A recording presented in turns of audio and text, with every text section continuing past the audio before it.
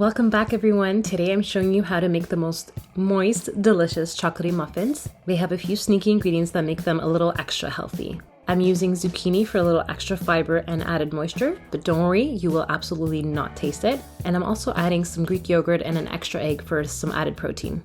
You'll want to start by grating one small zucchini or about a heaping cup's worth. You don't need to peel it, but what I do suggest is to grate it on the smaller side of the box grater as opposed to the bigger side. This will make it that the zucchini really blends in and you won't even notice it. Set that aside as you prep the rest of your ingredients. In a large bowl, combine 2 cups of all-purpose flour, 2/3 of a cup of unsweetened cocoa powder. I like to sift mine as cocoa always has little lumps in it that don't always break down when mixing the ingredients together. Add 1 cup of sugar, 1.5 teaspoons of baking powder, and half a teaspoon of baking soda. I always like to add a little salt in my baked goods, which balances out the sweetness of the recipe. Give all the ingredients a good mix until everything is nice and incorporated.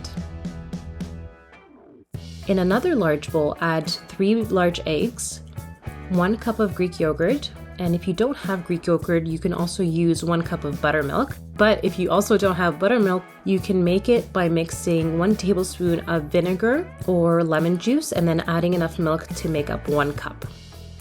Mix everything together and then incorporate a tablespoon of vanilla extract and 1/3 of a cup of melted coconut oil. Give everything a good stir again until all the liquids are nicely incorporated. Then slowly add about 1/3 of the dry ingredients. Mix that a little bit and add half of the grated zucchini. Repeat the process until all the ingredients have been incorporated, making sure not to overmix the batter. It's okay if there's a little bit of the flour and cocoa showing. This will get mixed in when you're folding in your chocolate chips afterwards.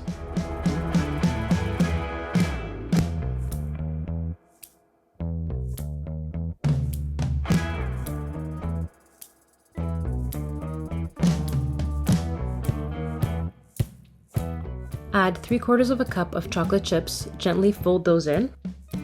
Cover the bowl with a towel and let it rest for about 15 minutes. This allows for the starch molecules in the flour to absorb the liquid, and this causes them to swell up and makes for a thicker batter, which in turn helps your muffins to bake taller like the ones you would see in a bakery. Then grab a 12 muffin pan already lined with muffin liners. And if you want to see how I made these bakery style muffin liners with parchment paper, watch the short that I've linked above. Evenly divide the batter amongst the 12 muffin cups. They will be full to the top, but this is also another key in helping the muffins get a high rise during the baking process.